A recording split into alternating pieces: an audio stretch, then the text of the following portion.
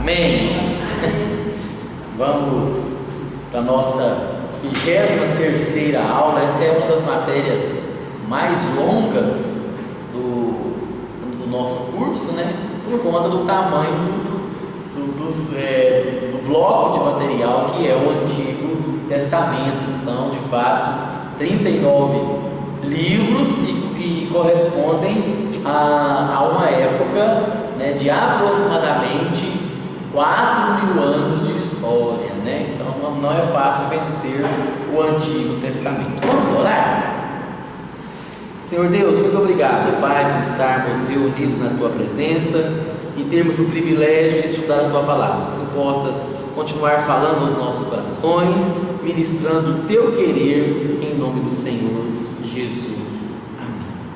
Amém. Amém. Hoje nós vamos continuar a questão final do reino dividido, né, que se deu quando Jerusalém. Eu gostaria de você abrir sua Bíblia no segundo livro dos Reis,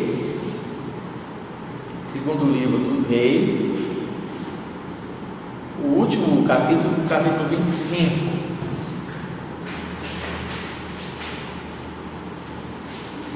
O texto vai dizer o seguinte.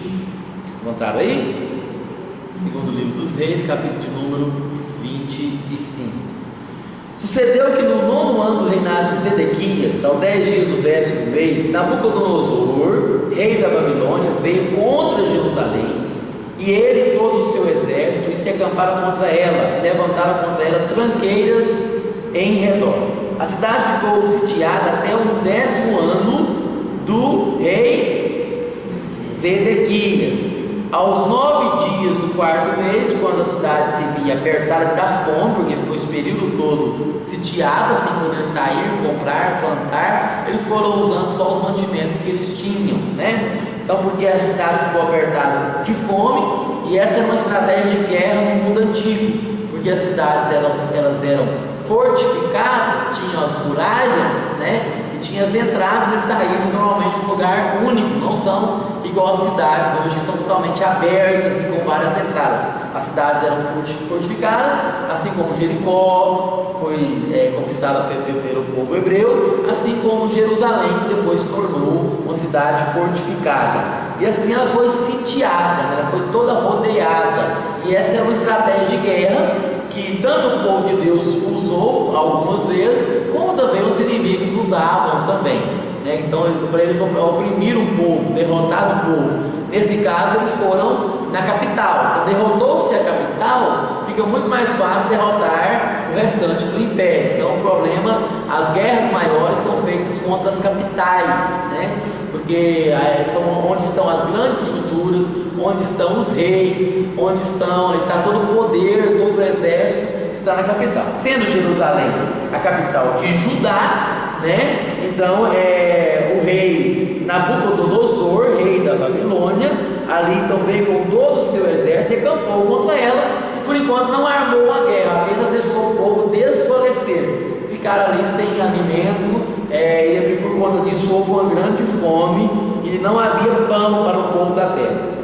Então aí depois desse prazo, que eles perceberam que todo o exército estaria fraquejado, debilitado, com fome, o povo estaria doentio, agora seria então hora de atacar. E aí então a cidade foi arrombada e todos os homens de guerra fugiram de noite pelo caminho da porta que está entre os dois muros, perto do jardim do rei, a despeito de os caldeus se acharem contra aquela cidade. Então os babilônios eram chamados também de caldeus, por conta da região que está situada ali, a Babilônia. Então contra a cidade em redor, e o rei fugiu pelo caminho da campina. Porém o exército dos caldeus perseguiu o rei Zedequias e o alcançou nas campinas e de Jericó, e todo o exército deste se dispersou e o abandonou, né? Então eles estavam ali morrendo de medo mesmo. Então tomaram preso e o fizeram subir ao rei da Babilônia em Ribla, o qual lhe pronunciou a sentença. Aos filhos de Zedequias mataram a sua própria vista. Olha essa situação.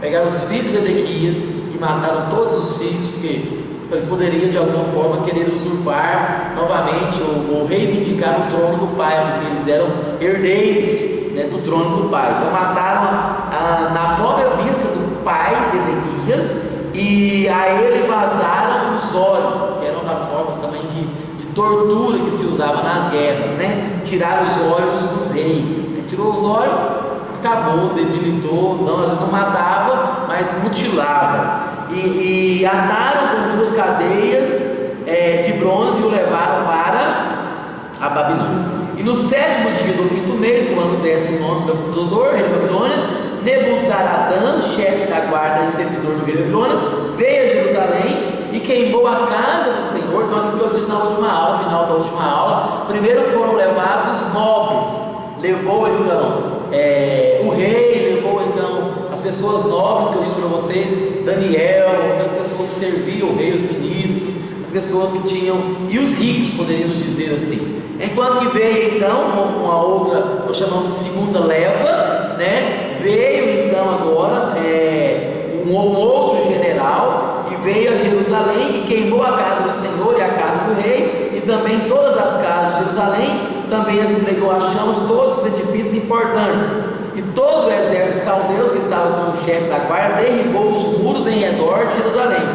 O mais do povo que havia ficado na cidade, tá certo? E os desertores que se entregaram ao rei da Babilônia, se renderam ao rei da Babilônia, e o mais da multidão, Nebuzaradã, o chefe da guarda, levou cativo. E ainda deixou ali os mais pobres ainda, né?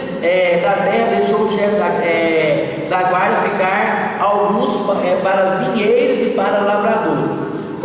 É só uma minoria mesmo, quase que insignificativa, né? Cortaram em pedaços os caldeus as colunas de bronze que estavam na casa do Senhor, como também o suporte e o mar de bronze que estavam na casa do Senhor, e levaram o bronze para a Babilônia. Levaram também as panelas, as pás, as espemitadeiras, os recipientes de incenso, ou seja, todos os utensílios ali com que se ministrava. Tomou também o chefe da guarda os braseiros, as bacias, tudo que fosse de ouro ou de prata. E quando as 2 colunas ao mar e os suportes que Salomão fizera para a casa do Senhor, o peso de bronze de todos estes utensílios era incalculável, algo grandioso. A altura de uma coluna era de 18 côvados, então aí em torno de 8 metros de altura, né? E sobre ela havia um capitel de bronze de 3 côvados, em torno aí de 1,20 m, 1,30 m de altura. Lembrando que o côvado é essa região aqui, ó, daqui até aqui, em torno de 44 centímetros. Então quase que você dá para colocar bem, quando é 30 côvados, é 15 menos um pouquinho, então em torno de 13, né? Então esse cálculo você deve fazer. Tem 200 côvados, a metade 100, tira um pouquinho aí da diferença, uns 90 metros, para você associar, aprender a associar de forma rápida. Então um côvado equivale a 44 centímetros, tá certo? Essa medida aqui que se fazia, né? Usando essa região aqui, do cotovelo até o dedo mínimo. Independente do tamanho da pessoa? Independente do tamanho da pessoa. Então não é mas em média é igual a questão do palmo, né? Muda sim, mas em média tem uma medianidade, né? Então as medidas antigas não eram tão precisas como são hoje, né? Então hoje, hoje que eu falo, hoje nós, porque até os nossos avós sofreram de medidas imprecisas, né? Então assim, não eram tão precisas igual hoje, que se fazia muita medição de casa por passos, né? Então assim, não tinha hoje essa mesma tecnologia que nós temos, né? Então nesse aspecto, certo? Então os côvados aqui então eram em torno de 44 centímetros. Então levaram tudo, né? Levaram tudo ali. E é interessante ressaltar o que está por trás da filosofia do império. Já falei isso aqui em uma das aulas e volto a repetir. O império anterior à Babilônia é o império da Assíria. Então, Assíria não é A-Síria, não, é Assíria emendado. Então, a Assíria, tá certo? Então, o império da Assíria. Os assírios, eles não se preocupavam tanto em, por exemplo, em levar o povo cativo. A filosofia de guerra do Império Assírio era apenas conquistar território e expulsar o povo, uma espécie de vassoura. Sai daí, aí é meu. O que vai fazer com esse povo? Não sei, vai embora, só. Rumo alguma coisa pra vocês fazerem. Mais ou menos assim, essa era a filosofia imperialística da Assíria. Eles queriam conquistar território e derribar os reinos vizinhos e não se importava muito com o povo, não. Tá certo? O império que veio depois, a Assíria, lembrando que a Assíria levou o reino do norte, levou no sentido de derrotou. A Assíria, ela derrotou o reino do norte, por conta disso, ela varreu o reino do norte. Ela expulsou o povo da terra um pouco antes do Império Babilônico, tá certo? Depois veio, então, outro império depois da Assíria. Então, Babilônia, tá certo? Então veio a Babilônia. Então a Babilônia, ela já tinha uma filosofia de império diferenciada, tá certo? Então a Babilônia, ela fica hoje na região onde é o Iraque, aquela região ali mesmo, perto da Mesopotâmia, aquela região ali, né, da Babilônia. Então a Babilônia, ela já tinha uma filosofia diferenciada. Ela, enquanto que a Assíria não aproveitava o povo e de certa forma nem aproveitava a mão de obra escrava e não aproveitava de certa forma nem a terra, era mais de domínio mesmo, a Babilônia, ela não dava muita moral para a terra, o solo em si, mas levava a mão de obra escrava para construir pontes na Babilônia, para servir o rei no seu palácio. Então, essa era a filosofia da Babilônia. Então, entenda essa filosofia imperialística, né? Então, a Assíria só varria o povo. Foi quando o rei do norte foi expulso, vai embora, cambada, vai embora, não sei, vai embora, sai daqui que nós estamos dominando. Veio a Babilônia, o império posterior, não, nós queremos o povo, queremos a mão de obra, tá certo? Então, onde que a Babilônia veio nessas levas, duas levas principais, veio, levou os nobres, levou os ricos, e veio depois uma segunda leva e levou os demais, deixando apenas ali uma castinha mesmo, ligado? Aí então essa é a Babilônia. Por isso que o povo foi levado cativo para a Babilônia. E o reinado da Babilônia não durou muito tempo. Durou basicamente o período do exílio babilônico, em torno de 70 anos.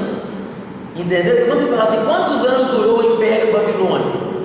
Ele mesmo, como império, foi basicamente, aqui nós estamos no início do Império Babilônico, quando ele conquistou Jerusalém, tá certo? E quando o povo volta, 70 anos depois, já estamos no final do Império Babilônico. Então não foi um império que durou muitos anos, foi um império que o seu poder durou poucos anos.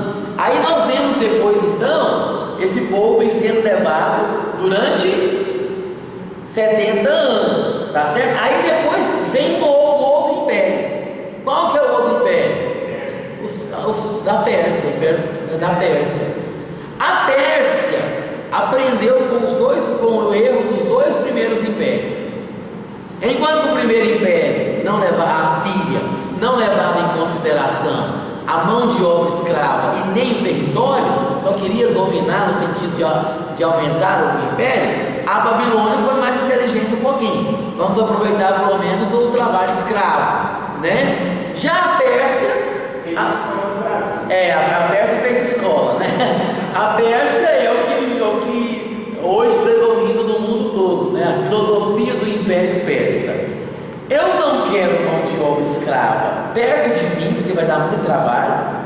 Eu quero que vocês vão para a terra de vocês, trabalhem, torçam para o time de futebol de vocês, tenham as famílias de vocês. Eu quero só os impostos. Mandem para mim só os impostos. E foi essa então a filosofia da Pérsia, continuou sendo a mesma filosofia do Império Romano, tá certo? Então a questão da opressão pelo imposto.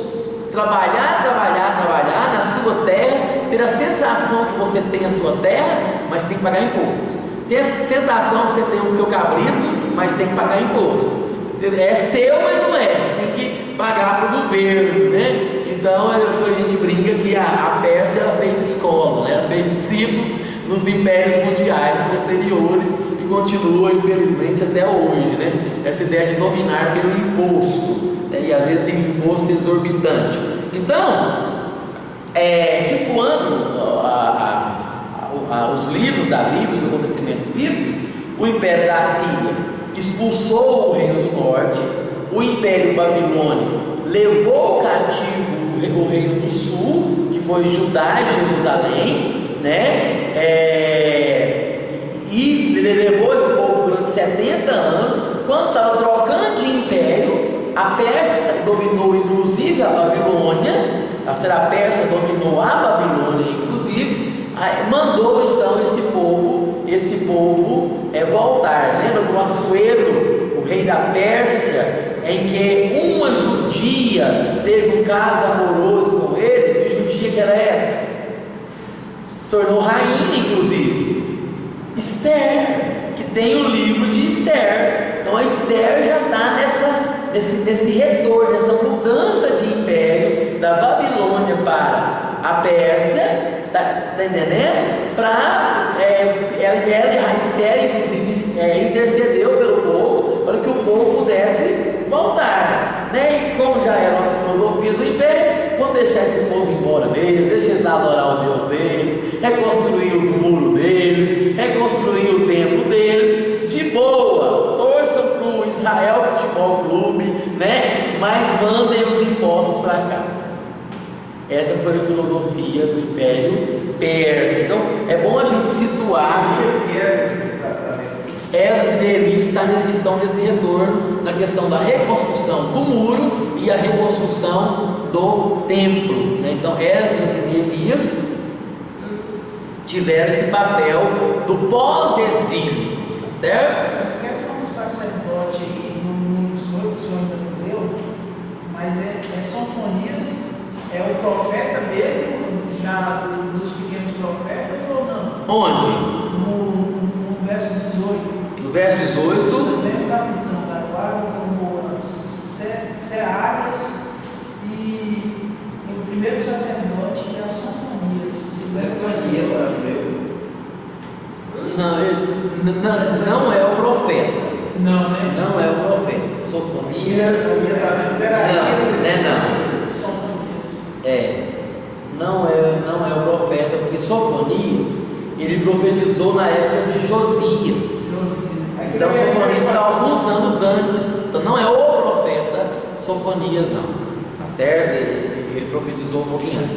Aí nós começamos, assim que termina o livro dos reis, que é exatamente o segundo livro dos reis, narra o período, lembra? De que mesmo? Do reino dividido, né? Então vai narrar exatamente esse período do reino dividido, começando lá no segundo livro dos reis. A gente observa que o profeta Eliseu, Elias e Eliseu que estão mais evidentes, porque os reis não estão servindo muito a Deus, né? Não está tendo muita coisa boa para contar dos reis. Vamos falar dos profetas, né? Então nós temos o segundo livro dos reis falando mais dos profetas. No início Elias, depois Eliseu, né? Aí sim nós vemos então os demais reis de Israel sendo colocados tanto alternadamente, Israel e Judá. Israel como rei do norte e Judá como rei do sul. Então o livro dos reis, segundo o livro dos reis, é de fato o livro do profeta Eliseu, poderíamos dizer assim, e ao mesmo tempo contando muitos atos dos reis, alternando entre o reino do norte e o reino do sul, o reino de Israel e o reino de Judá. Lembrando que o reino do norte foi aquele maior em termos de número de tribos, mas que teve 19 reis e nenhum de fato foi temente ao Senhor, nenhum de fato reconciliou-se com Deus. Enquanto que no Reino do Sul tivemos 20 reis que foram de Judá, e nós aprendemos em uma das aulas que foram apenas 8 desses 20 que foram tementes a Deus, e no período deles fizeram grandes reformas, mas não foram reformas suficientes para levar o povo ao arrependimento e para tirar o povo do possível cativeiro babilônico que Deus usou os profetas que ele viria. Aí nós temos o livro das crônicas. O primeiro livro das crônicas, como o próprio nome diz, mas aqui nesse reino dividido teve outros profetas, né? Sim, daqui a pouco eu vou citar os profetas, ou seja, os profetas bíblicos, né? Os profetas bíblicos. Tiveram outros profetas além desses bíblicos? Eu digo assim, nesse intervalo aí, eu entendo assim que tinha o profeta do reino de Judá, Sim. E os profetas que se manifestavam no reino de Israel. Sim, em ambos os reis, Deus levantou profetas diferentes. Profetas diferentes também, exatamente. Tivemos, daqui a pouco nós vamos situar os profetas. Vai ser em crônicas. Não em crônicas, mas depois vamos crônicas também. Mas situar os profetas, chamamos de profetas pré-exílicos, profetas exílicos e profetas pós-exílicos. Então, depois, quando nós começarmos a ver os profetas, que são um total de 15 livros proféticos, não são 17 livros proféticos, mas nós temos, começando em Isaías, Jeremias, Lamentações, que é de Jeremias, então é o mesmo profeta, né? É o mesmo profeta, Ezequiel e Daniel. Nós temos 5 livros proféticos, são chamados de profetas maiores, dá um total de Isaías, Jeremias, Lamentações, que é de Jeremias, Ezequiel e Daniel. São apenas 4 autores, tá certo? E depois nós temos os 12 profetas menores, então dá um total de 16 profetas que escreveram 17 livros, tá certo? 17 livros, contando com Lamentações, que é também de Jeremias. Então, esses profetas, eles...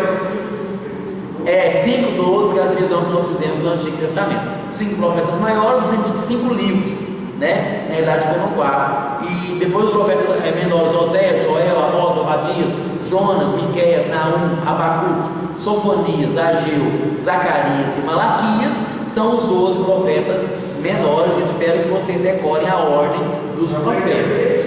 Está aprendendo direitinho? Vamos lá então. Aí nós temos o livro das crônicas.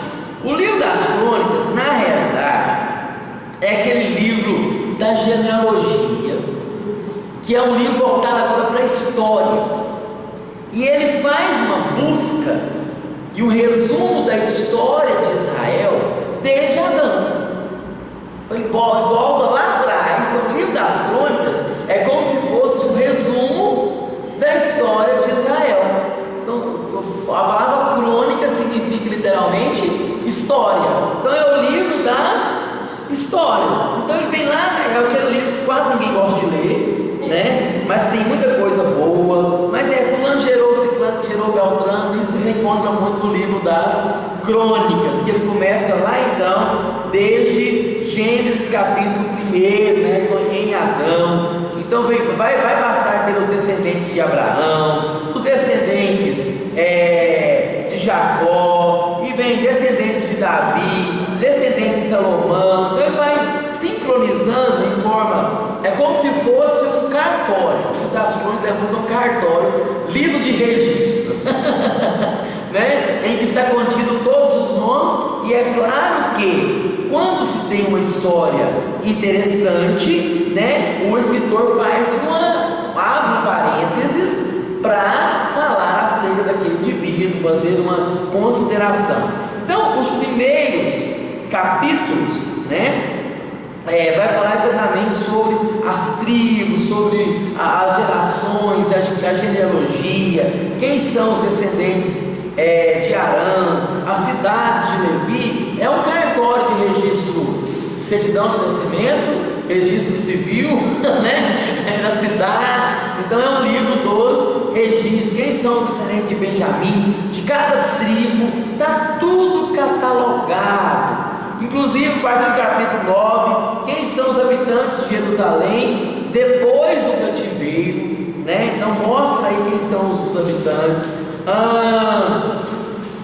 Faz uma abordagem do reinado de Saul, passando pelo reinado de Davi, vai voltar a tocar no assunto. Não, vai ser um resumo. Você está lendo Crônicas, você está lendo um resumo do Antigo Testamento, é claro, com muita paciência para ler as genealogias, né?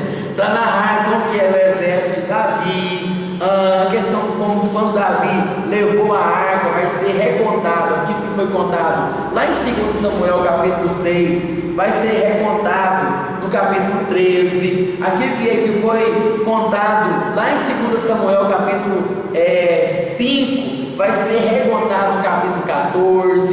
Então, temos essas histórias aqui então sendo narradas, a vida de Davi, o reinado de Davi. Como Davi foi um grande rei, o livro das Crônicas vai gastar muito tempo falando sobre Davi. Então você começa cá atrás aqui, lá desde o capítulo 12, um pouquinho antes, né? No capítulo 11, desde o capítulo 11, lembrando que o capítulo 11 marca muito a vida de Davi, né?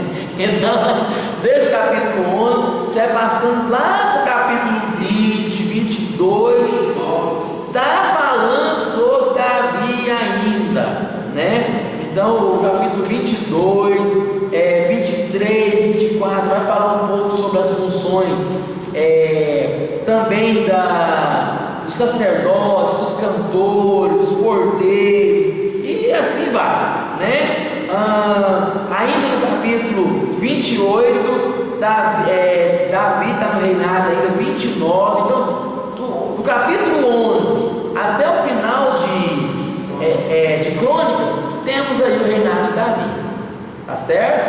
Assim como Davi está lá no livro de Samuel, está aqui também no livro das Crônicas, primeiro livro das Crônicas. Então, primeiro livro das Crônicas é um livro de genealogia que trata desde Adão, faz o histórico das tribos, trata a história do registro civil das cidades, né? Como também dá uma ênfase ao reinado de Davi. Do capítulo 11 até o capítulo 29, nós temos então só Davi, algumas coisas contadas de forma diferente do que foram relatadas lá no segundo livro das Crônicas, outras coisas,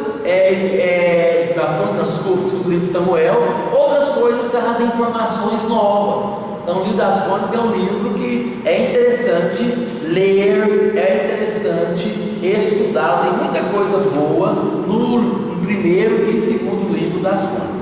Já o segundo livro das Crônicas parte do reinado de Salomão, né? Ainda estamos aí, que vai fazer essa transição de Salomão, que é o último rei no período Reino Unido. Então, vai falar sobre a questão do templo, da construção do templo, vai contar muita coisa de Salomão que está lá no primeiro livro dos reis. Então, o segundo livro das Crônicas é um paralelo com o primeiro livro dos reis, né? Muita coisa vai sendo contada aí no segundo livro das Crônicas. Fala sobre Salomão, a aliança que ele fez com o Senhor, que é relatado também lá no primeiro livro dos reis, no capítulo 9, as riquezas de Salomão, repete a história da rainha lá do Iêmen, na península do Iêmen, lá, a rainha de Sabá, né? Vai contar de novo e conta a morte de Salomão, e a partir do capítulo 10 vai narrar o reino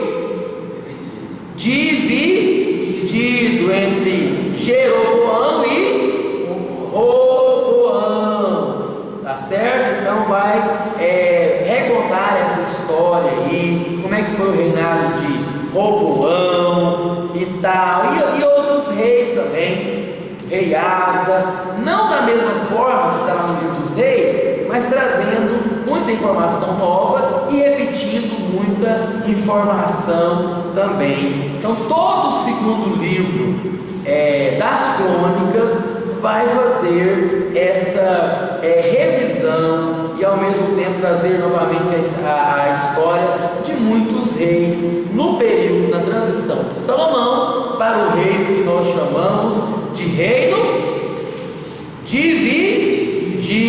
Reino dividido. Vai contar algumas reformas, como a de Ezequias, lá no capítulo 29, capítulo 30 do segundo livro das crônicas, que Ezequias volta a celebrar a Páscoa depois de muitos anos sem celebrá-la por conta da iniquidade, né? Tem muita coisa boa também no segundo livro das crônicas. Conta também sobre o reinado de Josias, que ele também celebrou a Páscoa. Então até no final, que são 36 capítulos, você vai estar chegando aí praticamente, né? É o final, o segundo livro das crônicas, é o final do reino dividido, final do reino dividido, tá certo? Então o livro das crônicas conta esse período, é o resumo da história de Israel,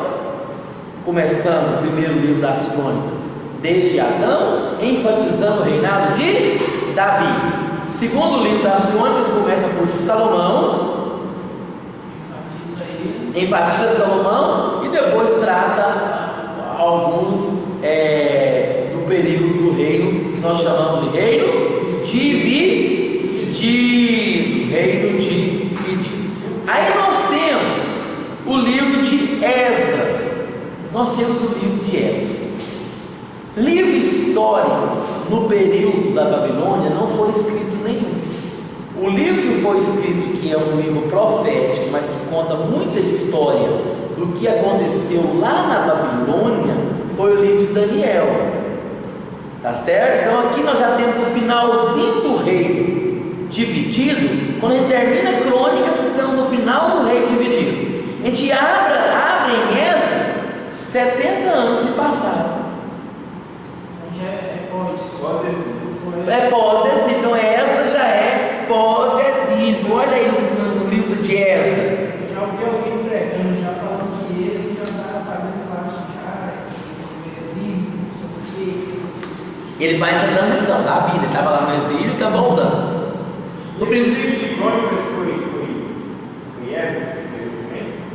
Se foi Esdras que escreveu, olha, quanto à questão das crônicas, existe um debate muito grande quem é que os escreveu. Então alguns atribuem a Esdras, outros a Neemias, como também alguns atribuem a uma compilação de histórias feitas por vários autores, né?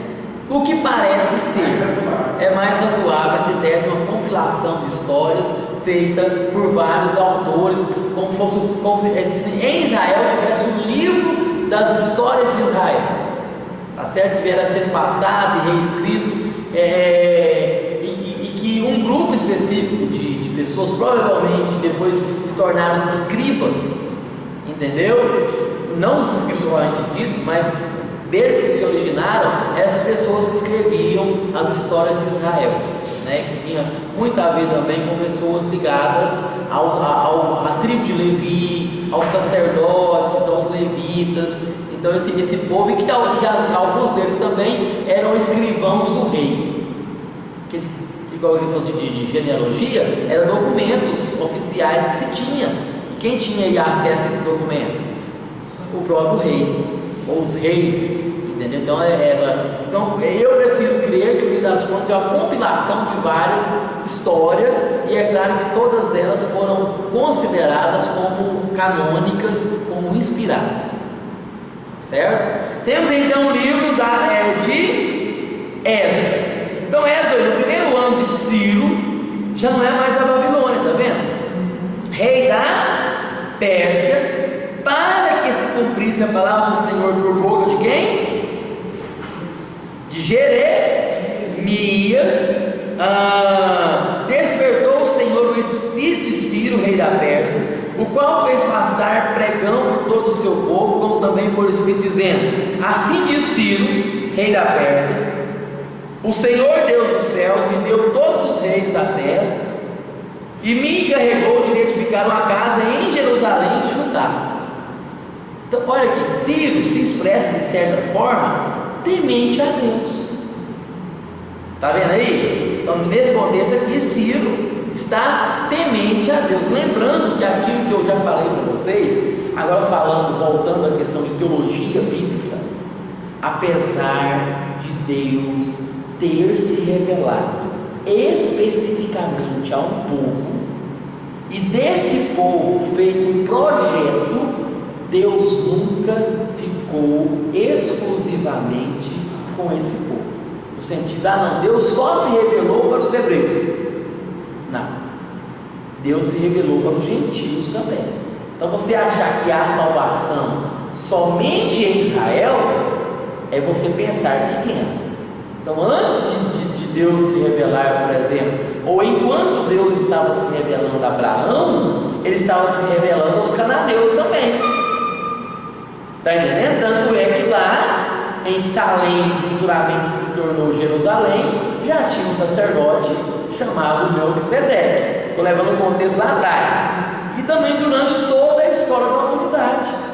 Jonas não foi o profeta levantado para falar para os hebreus. Jonas foi levantado para falar para Nínive. Nínive era a capital de quem? Qual o império?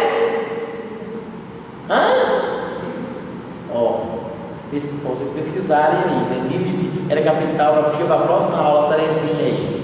Nínive era a capital de qual império? Mas não era hebreu, era o povo gentil. Inclusive a teologia de Jonas era tão ruim, ele não tinha feito um núcleo com o pastor do São Júlio. Brincadeira. A teologia dele era tão ruim que ele achava que a salvação era só para os hebreus, só para os judeus, né? E essa foi a indignação, porque ele achou que iria pregar para Nínive só para condenação. Eu vou lá pregar, vocês são umas camadas de pecadores, vão tudo para o inferno e tal. Não, e ele foi lá e pregou e o povo arrependeu. E ele não gostou desse negócio, porque Deus foi gracioso, e queria que Deus destruísse a cidade, né? E não foi assim. Deus teve misericórdia, tá certo? Então, tá vendo aqui Ciro sendo usado por Deus para reconstruir um templo em Jerusalém, e Ciro não era o rei dos hebreus, Ciro não era rei dos judeus, Ciro era rei de um império emergente que estava surgindo, chamado Pérsia, e Deus tocou no coração dele, para que o Deus dos céus, me encarregou de edificar uma casa em Jerusalém de Judá. Está vendo aí? Quem dentre vós é de todo o seu povo, seja seu Deus com ele, suba a Jerusalém de Judá e edifique a casa do Senhor, Deus de Israel. Ele é o Deus que habita em Jerusalém. Olha que coisa fantástica, né? E assim, todo aquele que restar em alguns lugares em que habita, os homens desse lugar ajudarão com prata, ouro, bens, gado, afora as dádivas voluntárias para a casa de Deus, a qual está em Jerusalém. Então se levantaram os cabeças das famílias de Judá e de Benjamim, e os sacerdotes e os levitas, com todos aqueles cujo Espírito de Deus despertou, para subirem a edificar a casa do Senhor, a qual está em Jerusalém. Todos que os habitavam nos arredores. Quem que é esse que habitava nos arredores?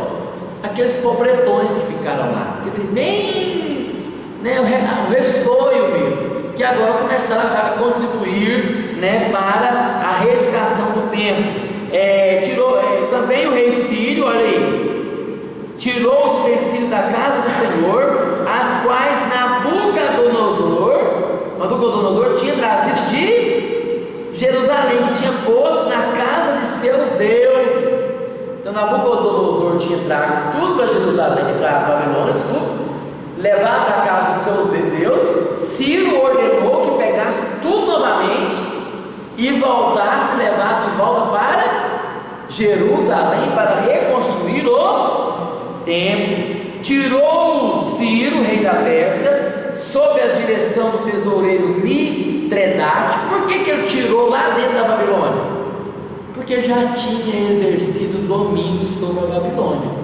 Normalmente, quando o império ascende, a ascensão de algum império, ele domina o império anterior. Foi o que aconteceu aqui então, que os entregou a Sesbazar, príncipe de Judá. Eis o número deste, aí tem aí a contagem, né? E aqui vem as listas daqueles que voltaram da Babilônia. 70 anos depois, aqueles que subiram, é claro que aqui estão também descendentes daqueles que foram, né? Eles voltaram, e tem aqui uma lista no capítulo 2 de Esdras, tá certo? E assim começa o capítulo 3 a reconstruir o templo. E a primeira coisa que foi a reconstruir foi o altar. Então o livro de Esdras, ele vai contar a reconstrução do templo, com os seus impasses, que é a questão aqui dos inimigos, que vieram contra eles para tentar parar a construção do templo, capítulo 4. Aí depois veio o rei, deu o decreto que era para continuar, tá certo? Consultou agora Dario, o decreto de Dario, e vem todo esse aqui dedicando o templo, a celebração da Páscoa. Então, e sendo restaurado primeiro o templo, começando pelo altar, restaurando todo o templo ali então o livro de Esdras, que são apenas 10 capítulos, é o livro da reconstrução do templo, tá certo? Ele é um livro pós-exílico, ou vindo do exílio, poderíamos dizer assim, tá certo? Saindo do exílio e voltando para Jerusalém. Enquanto que Neemias, ele é usado para reconstruir agora, não o templo, mas reconstruir os muros de Jerusalém. Então, o livro de Neemias todo é dedicado à reconstrução dos muros de Jerusalém. Também no mesmo contexto, Esdras e Neemias são paralelas, estão vivendo praticamente a mesma época. Tanto é que na época de verdade, eles pegam o finalzinho da construção do templo, já começam a construir os muros, nessa ordem, tá certo? Mas tanto é que no capítulo 8 de Neemias, Esdras está lá, né, lendo a lei para o povo, tá certo? Então no capítulo 8 de Neemias, então eles são contemporâneos, enquanto que a ênfase de Esdras é a reconstrução do templo, Neemias é a reconstrução dos muros, tá certo? Tem um pouquinho mais de capítulos do que... Oi? Exatamente. Tem 13 capítulos. E o livro de Esther também é contemporâneo a eles. Tá certo? Esses 3 livros, eles são contemporâneos, tudo pegando o finalzinho do cativeiro, final do Império Babilônico, início do Império Persa e retorno para Jerusalém. Tá certo? Então Esther entra aí então como uma figura, né? É o livro da graça. Esther é o livro do favor, o favor de Deus na vida de Esther, e através da rainha, que ela se tornou rainha, através da rainha Esther, Deus abençoa o povo de Israel, o povo hebreu, o povo judeu, para voltarem com muita luta. Tem a questão de querer matar o povo, e Esther intercede pelo povo, né? Ela é colocada ali como um instrumento de Deus, né? Diante daquela situação. E assim então Deus usa a vida de Esther nesse período aqui, então o povo está voltando, tá certo? Aí em Esther a gente termina o período histórico. Então historicamente, Esdras, Neemias e Esther terminou a história de Israel. Nós estamos aí por volta do ano 500 e poucos antes de Cristo. Então esses livros pegam aí 500 e poucos a 400 e poucos, finalzinho aí do século V, IV, antes de Cristo. Aí depois deles não temos nada mais escrito. O livro de Esther, historicamente, é o último livro do Antigo Testamento. O Antigo Testamento, historicamente, acaba-se em Esther. Esdras, Neemias, Esther. São os 3 últimos livros históricos. O que vem depois de Esther, tudo. Agora nós teremos 2 blocos de materiais depois de Esther, que são as poesias, que são os 5 livros: Jó, Salmos, Provérbios, Eclesiastes e Cantares. O que nós poderíamos dizer acerca desses 5 livros? São as canções que esse povo que viveu desde Adão até Esther cantaram. São os provérbios que esse povo desde Adão até Esther proferiram. São as poesias que este povo desde Adão, fala desde Adão, porque nós temos alguns cânticos que são desde a época de Moisés. Estou colocando assim Adão para ser bem todo o Antigo Testamento, né? É claro que a ênfase está de Moisés para cá, não tem muita coisa escrita. Talvez Jó, o único Jó que é datado na época dos patriarcas. O livro de Jó, historicamente, é datado na época dos patriarcas. Mas então, entenda os livros poéticos. Os livros poéticos, historicamente, estão datados dentro dos livros históricos, tá certo? Então, Jó, Salmos, Provérbios, Eclesiastes e Cantares. Então, Jó é o primeiro livro, né? Esse livro que narra a história do homem Jó, né? Que traz a seguinte premissa, o seguinte tema acima de todas as coisas: é possível o homem adorar a Deus por nada, simplesmente pelo fato dele ser Deus? Existe essa possibilidade de alguém servir, adorar com integridade a Deus por nada, simplesmente pelo fato dele ser Deus? Esse é o tema e a temática proposta pelo diabo diante de Deus, por Satanás diante de Deus, questionando Deus se haveria essa possibilidade. Na visão do diabo, não há essa possibilidade. Todos que te servem Deus, todos que te adoram Deus, é por barganha. As pessoas só te servem, só te adoram porque recebem algo em troca. Deus fala para o diabo: eu vou provar para você que não.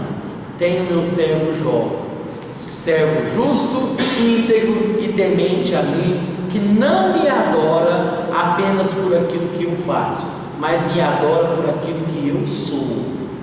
E o livro de Jó vai ser discorrido uma história, esse embate entre Deus e Satanás, para ver se Jó adorava, sim, ele somente pelo fato de ser Deus, e Jó de fato o adorou. Tem um livro escrito, e eu recomendo a leitura desse livro, do reverendo Ricardo Barbosa de Souza. Ele é um pastor em Brasília. É um livro chamado O Caminho do Coração. É um livro sobre espiritualidade. Ele é fundamentado no livro de Jó. e ele vai tratar isso. É fantástico esse livro, O Caminho do Coração. Uma das frases desse livro é o reverendo Ricardo Barbosa de Souza. Uma das frases desse livro, né? A partir do momento em que o homem adorar e servir a Deus por nada, simplesmente pelo fato dele ser Deus, aí sim o homem encontrará o verdadeiro sentido da sua espiritualidade. Quer encontrar o verdadeiro sentido da sua espiritualidade, segundo Ricardo Barbosa de Souza? Adore e sirva a Deus por nada, simplesmente pelo fato dele ser Deus. Certo? Então, é uma recomendação minha como pastor, né? Leia esse livro, O Caminho do Coração. É um livro de alto nível, escrito por um pastor presbiteriano, que vai tratar a espiritualidade e questionar as nossas motivações de servir a Deus. Por que nós servimos a Deus? Porque Deus nos dá lucro ou porque nós reconhecemos que Ele é Deus? É algo para a gente pensar. E o livro de Jó, ele vai tratar exatamente sobre isso. É um livro fantástico, né? Jó, ele não, de fato, a pessoa fala assim: não, Jó passou por tudo sem questionar. Não, vai ler Jó. Ele questionou, ele amaldiçoou o dia que ele nasceu, ele preferiria que a mãe dele tivesse abortado ele desejou a morte, ele só não questionou a Deus no sentido de amaldiçoar a Deus como a sua própria mulher queria, e ele não blasfemou contra Deus, mas ele reconheceu que Deus tinha o domínio de todas as coisas, mas ele mesmo entrou numa crise existencial, moral, espiritual. Ele passou pela prova mesmo, né? pela provação mesmo, mas depois a gente tem toda a restituição. Chega no capítulo 2, ele mesmo, Jó, faz uma alta análise de si, né? Senhor, eu te conhecia só de ouvir, mas agora os meus olhos te veem, né? Então Jó é o livro do sofrimento mesmo, trata sobre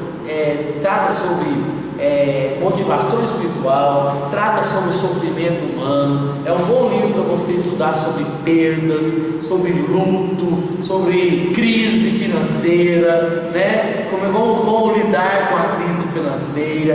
É um bom livro para você lidar sobre amizade, quem são os verdadeiros amigos, ter cuidado com os conselhos que os amigos te dão. É um bom livro para lidar sobre relacionamento conjugal, cuidado, mulher, com aquilo que tu falas, né? Então, assim, é um livro que tem muitas coisas que dá para aprender com o livro de Jó. São 42 capítulos que trabalham essa tese. É possível o homem adorar e servir a Deus simplesmente pelo fato de ele ser Deus ou não? E no final, sim, é possível.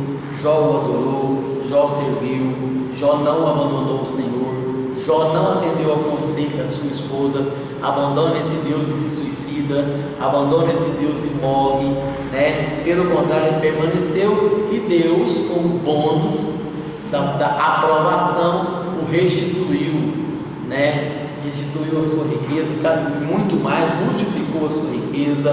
Deus restituiu a sua família, Deus restituiu tudo, e algo fantástico é a questão do livro de Jó, tá certo? Posso classificar ele como remanescente?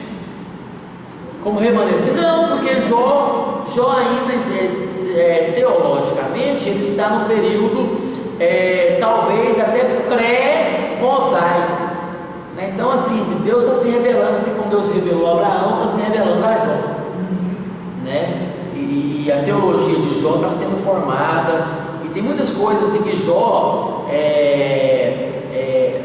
do contexto de Jó, por que ele está remontado lá atrás? Como é que nós poderíamos dizer?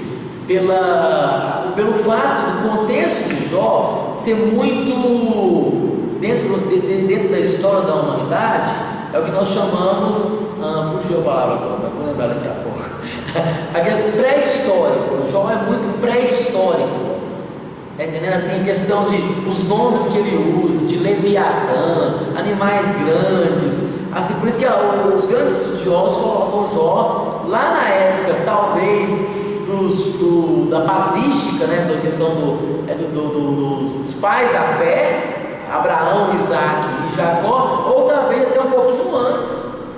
Alguns colocam ele na época do dilúvio, antes do dilúvio. Então, assim, há muito questionamento sobre o período. O fato é que ele não está de forma alguma no pós-exílio. Ele está muito mais próximo de Abraão do que de Esdras e Neemias. Tá certo? Então ele está lá. Oi? Sim, há questionamento. Existem questionamentos que ele seja até antes do dilúvio. Então tem questionamentos. Porque o livro Jó está meio que solto, é uma história assim, meio que solta. Você não tem ligação de Jó, você não tem a genealogia de Jó, você não tem tanta informação sobre Jó. Eu fico com aquela, assim como Deus se revelou a Melquisedeque, Deus também se revelou a Jó. É interessante que Moisés não faz menção de Jó, né? Não faz. Não faz. Está entendendo? Então E se ele tivesse feito menção, a gente teria certeza que ele era preposado. Exatamente. Então, assim, a gente não tem muita informação. Jó foi colocado assim, apesar de ser colocado. O livro de Jó que fala de dinossauro?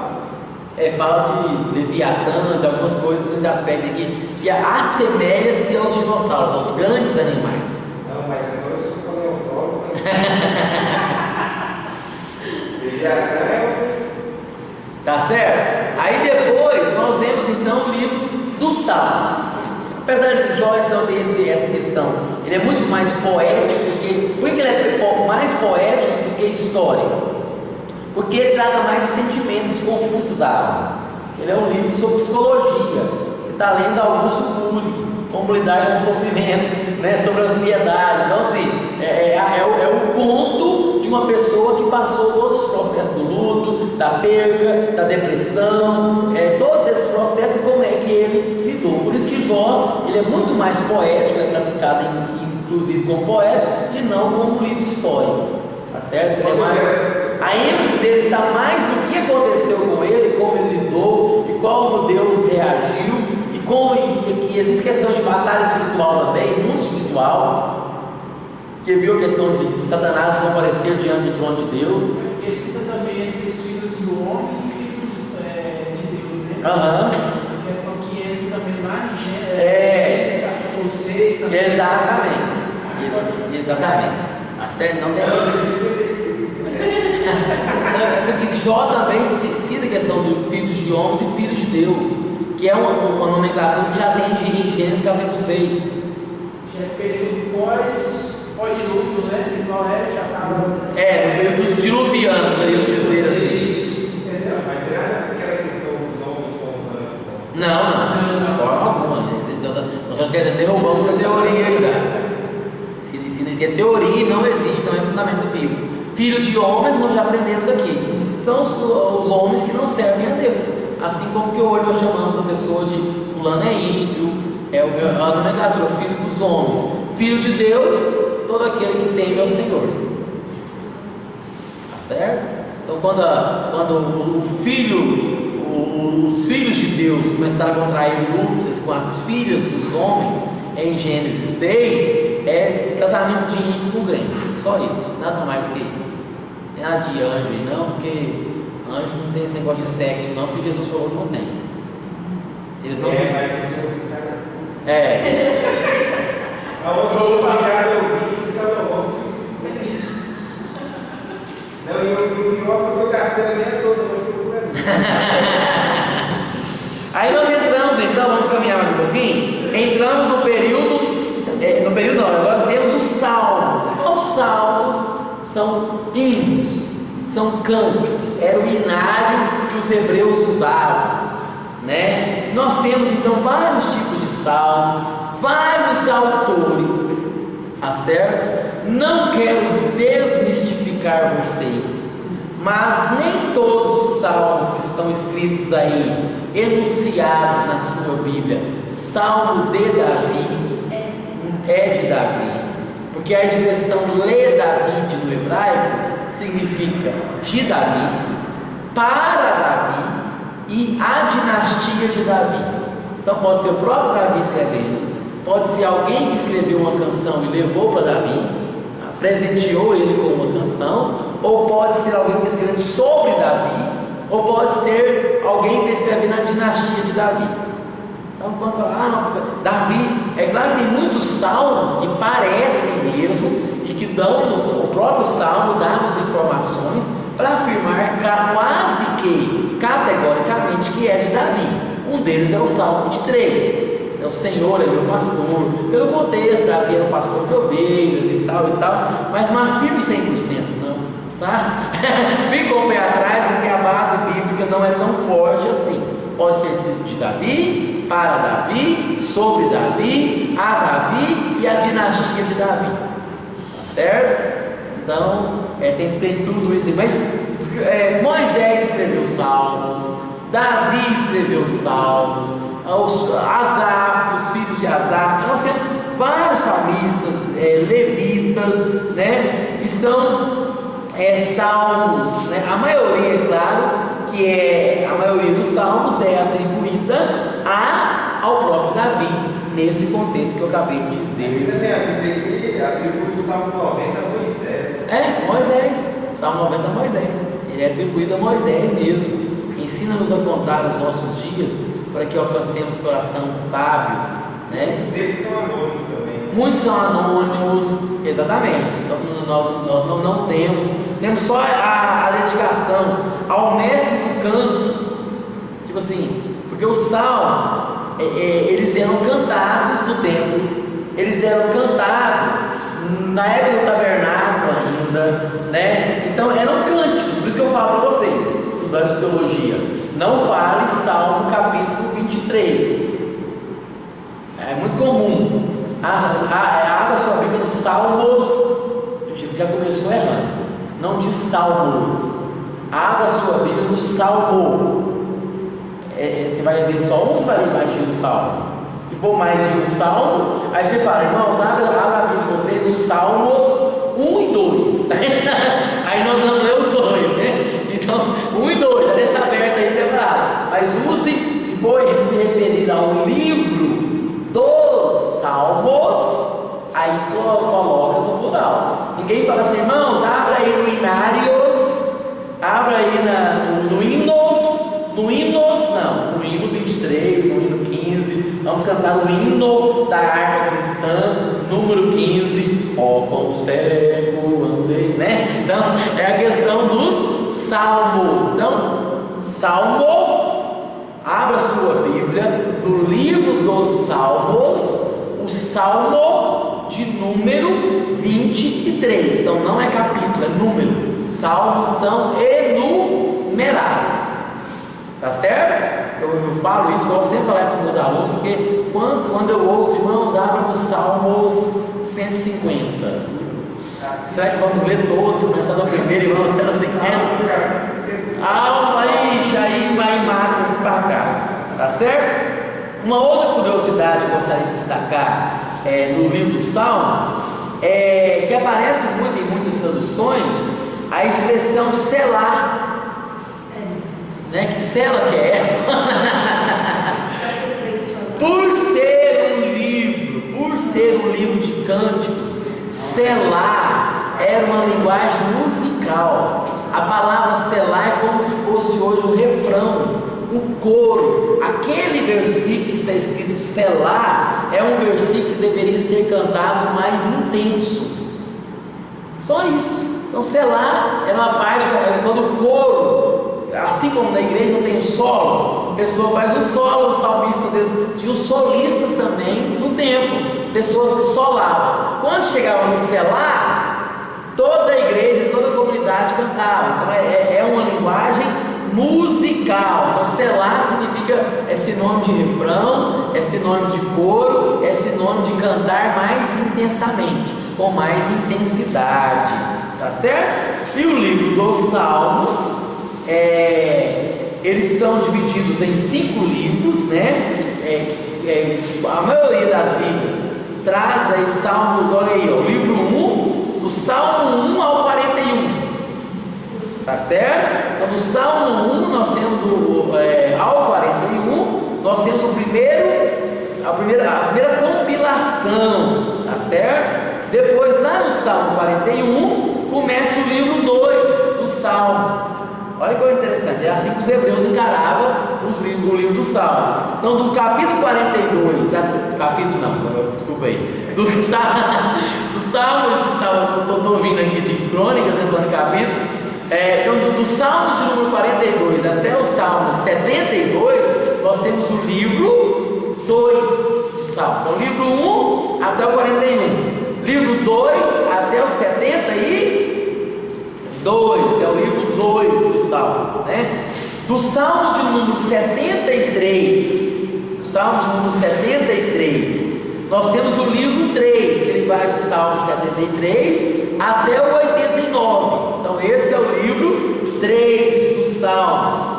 Do Salmo 90, que é atribuído a Moisés, tá certo? Até o Salmo 106 são os salmos que compõem o livro 4 dos Salmos, a quarta edição, tá certo? O quarto CD do Diante do Trono. Então é a quarta edição, vai aí então do Salmo 90 até o Salmo de número 106. E por fim, o Salmo de número 107 até o final, até o Salmo de número 150, nós temos o quinto livro dos Salmos. Então o livro dos Salmos, ele foi dividido em 5 partes. Os hebreus tinham as 5 edições de Salmo, poderíamos dizer assim. Então do 107 até o 150 são os salmos que compõem o quinto livro. Tem um porquê dessa divisão? Mas porque é muito grande. Lembrando que os livros naquela época eram feitos em pergaminhos. Como é que você leva um salmo, 150 salmos, num rolo só? Não cabe. Então era levado em rolo 1, rolo 2, rolo 3, rolo 4 e rolo 5. Está entendendo? Então, porque o ponto do material mesmo. E depois com os papiros continuou do mesmo jeito. Como se fosse 5 quartos. Não, como se fosse, o pergaminho é uma espécie de pedra de o pergaminho, desculpa. Fugiu aqui agora. Pergaminho era de um papel do Egito, feito de madeira, né? Falei antes, fugiu lá. E o outro é papiro. Então, pergaminho e os papiros, né? E antes ainda tem um outro nome. Fugiu, vou lembrar para você. Mas tinha salmos que eram escritos em peles de animais. Como é que eu vou levar isso enrolado, né? Então, tanto os papiros como os pergaminhos, como é que por conta de questão mesmo, o rolo do livro dos Salmos, para não ficar tão grande, tão pesado. Esse era um dos motivos, tá certo? Que era dividido em 5 livros, tá certo?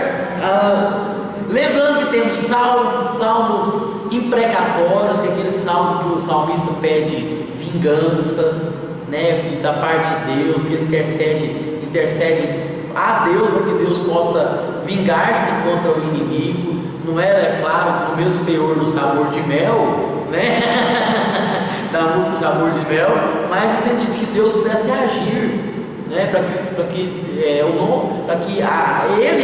o salmista pudesse ser exaltado diante dos inimigos, né? Como também nós temos, por exemplo, a partir do Salmo de número, começa aqui, ó, Salmo de número 120, nós temos o Salmo de romagem. Então, desde o Salmo de número 120, 121, 122, 23, 24, 25, 26, 27, 28, até o 134, são 15 salmos. Esses salmos eram cantados pelo povo quando eles estavam indo para Jerusalém, nas festas em Jerusalém, em que iam às romarias, ia passando de casa em casa, de sítio em sítio, fazenda em fazenda, o povo ia agregando, e ao caminhar o povo cantava. Esse é o repertório. Então, assim como nós temos hoje repertório de velório, repertório de casamento, repertório de culto de celebração, repertório para a ceia, repertório para tudo. Esses eram os salmos que eram cantados em romaria, enquanto o povo estava caminhando para Jerusalém para celebrar as festas, ou uma vez por ano. No mínimo o judeu ia uma vez ao ano. Tinha outros que iam 2, 3, escolhiam as festas e iam às festas judaicas, tá certo? Então, do Salmo 120 até o 134, é bom lembrar, né, que você, o contexto desses salmos, eles estavam cantando. O que eu gosto de enfatizar nesses salmos é que o Senhor é o centro de todos os salmos. Todos os salmos começam com o Senhor. Na minha angústia eu clamo ao Senhor, elevo os meus olhos para o monte, vem de onde virá o socorro, meu socorro vem do Senhor. Alegrei-me quando me disseram, vamos à casa do Senhor. A ti, Senhor, que habitas no céu, se não fosse o Senhor, se confiam no Senhor, quando o Senhor restaurou a sorte de Sião, se o Senhor não edificar a casa, bem-aventurado aquele que teme ao Senhor. O salmo da família, o salmo de 128. Muitas vezes, então, a ênfase aí nesses salmos de romagem, ou salmo de romaria, é o Senhor, tá certo? E aí conclui então o livro dos salmos até o salmo de número 150. Todo ser que respire, louve ao Senhor, tá certo? É o último salmo. Aí nós temos então, queridos, o livro de Provérbios. Hoje eu quero concluir e até cantadas. Vamos lá.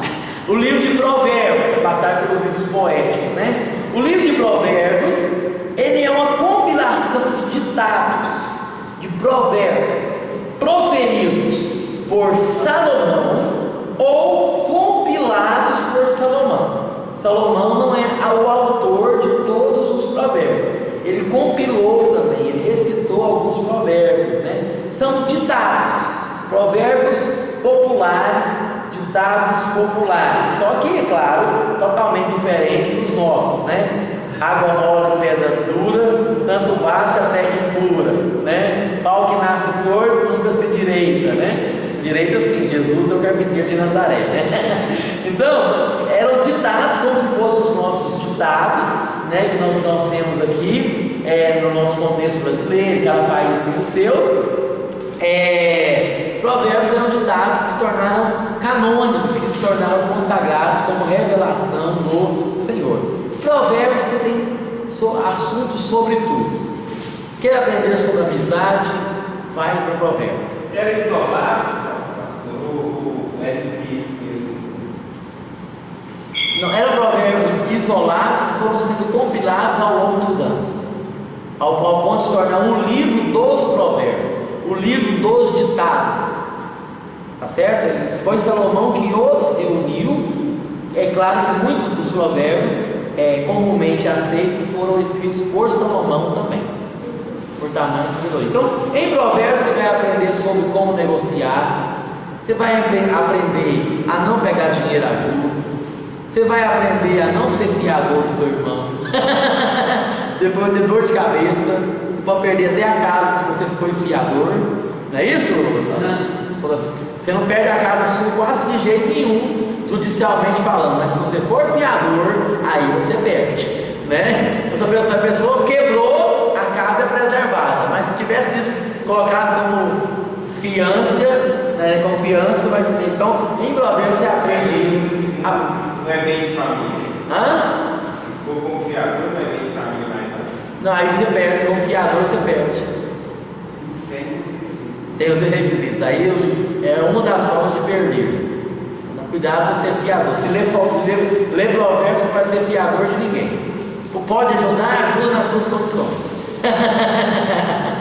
Né? Então, assim, Provérbios tem muita coisa boa sobre palavras, sobre a questão da instrução. Eu acho que já falei isso para vocês, mas vou voltar a repetir. No capítulo 8 de Provérbios, né? E também o capítulo 9 vai falar sobre a sabedoria.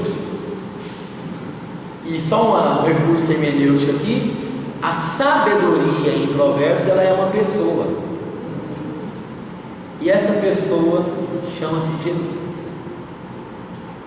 A sabedoria em Provérbios não é algo que eu adquiro, não é uma inteligência que eu adquiro. A sabedoria em Provérbios, ela prefigura, ela é uma tipologia de Cristo. Olha aí o verso 22 do capítulo 8 de Provérbios: o Senhor me possuía no início da sua obra, antes de suas obras mais antigas. Desde a eternidade fui estabelecida. Está falando feminino porque se refere à palavra sabedoria, mas vamos lá. Antes de haver abismo eu nasci, antes ainda de haver fontes carregadas de águas, antes dos montes e tal, e quando ele preparava o céu, quando firmava e tal, quando fixava o mar, eu estava com ele. Parece que estou lendo João capítulo 1. No princípio era o Verbo, e o Verbo estava com Deus, e o Verbo era Deus. Eu era o seu arquiteto, o masculino. Todas as coisas foram feitas por Ele. Sem Ele nada do que foi feito se fez. Quem é a sabedoria de Deus? E conhecereis a verdade, conhecereis a sabedoria, e conhecereis a verdade, e a verdade vos libertará. Eu sou o caminho, eu sou a verdade, eu sou a vida. Quer conhecer a verdade, quer ter sabedoria, conheça Jesus, conheça Cristo. Ele é a sabedoria de Deus, e não somente a sabedoria, como a fonte de toda a sabedoria. O temor do Senhor é o princípio da sabedoria. Então Ele era o arquiteto, eu era as suas delícias, folgando perante Ele em todo o tempo, regozijando-me em seu mundo habitável, eu achando as minhas delícias com os filhos dos homens. Então e tal. Então a sabedoria em Provérbios é uma tipologia de Cristo. Um dia eu vi um pastor amigo meu pregando em Provérbios capítulo 8, e ele falou: irmãos, tem que ser sábio, irmãos, tem que encontrar a sabedoria. Eu falei assim: vai fechar com Jesus, não é possível. Aí ele não fechou, eu fiquei triste. Ele deixou o bônus, o melhor de tudo, né? Então, a cereja do bolo, como se a sabedoria fosse ela por si só, fosse alguma, né? A sabedoria é Jesus. Quem tem Jesus tem tudo, quem não tem nada. Ele é a fonte da sabedoria, a fonte da salvação, a fonte de santificação, a fonte de tudo, a fonte de tudo. Então não tem outra justificativa. Então o livro de Provérbios é esse livro, muito bom para estudar com jovens. É um livro bom para estudar com jovens, com adolescentes. É um livro bom para estudar com casais. Tem muita coisa boa. Eclesiastes, já falei para você, vou voltar a repetir. Eclesiastes, em uma das aulas eu falei, dei uma pincelada sobre ele, mas é o livro de Salomão, o seu desabafo de vida. Um homem que propôs no seu coração quando era novo, tudo que os olhos cobiçarem, isso eu terei. Ele propôs e percebeu que tudo era vaidade. Vaidade em Eclesiastes é sinônimo de passageiro, não tem nada a ver com usar brinco, usar batom, né? Então não, a ideia não é essa. Vaidade em Eclesiastes e ele ele filosofa em relação à vida, ele questiona todas as coisas da vida e percebe que tudo é vaidade, que todos os prazeres que o mundo, que a carne e que o diabo podem oferecer são prazeres passageiros. E ele começa no final do Eclesiastes, dar conselho aos jovens: lembra-te do que teu Criador nos dias da tua mocidade, antes que venham os dias que você dirá não tenho mais dele prazer. E ele conclui o Eclesiastes, porque Deus o verso 13: de tudo que se tem ouvido, a suma é: teme a Deus e guarda os seus mandamentos, porque isso é o dever de todo homem. Vou parar por aqui. Só vai ficar para a aula que vem o livro de Cantares, para saber se Cantares é um livro mesmo que prefigura a noiva, a igreja e Cristo, o noivo, ou se a proposta de Cantares é uma outra coisa. Aí nós vamos estudar na próxima aula. Amém, irmão? Vamos orar?